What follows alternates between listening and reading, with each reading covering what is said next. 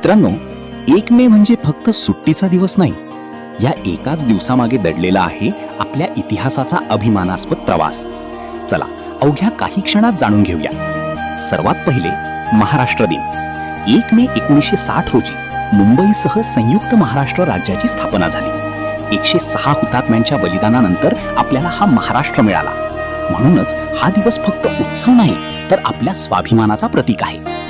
दुसरे महत्वाचे कारण आंतरराष्ट्रीय कामगार दिन. आज आपण जी 8 तासांची कामाची वेळ अनुभवतो ती सहज मिळालेली नाही. कामगारांच्या कठोर संघर्षातून हा हक्क मिळवला गेला आहे. म्हणूनच आजचा दिवस त्यांच्या कष्टांना सलाम करण्याचा आहे. तिसरे गुजरात दिन. याच दिवशी 1 मे 1960 रोजी गुजरात राज्याचीही स्थापना झाली. म्हणजेच हा दिवस 2 राज्यांच्या नव्या सुरुवातीचा साक्षीदार आहे. आणि एक रंजक गोष्ट, 1931 साली जगप्रसिद्ध एम्पायर स्टेट बिल्डिंगचे उद्घाटन झाले.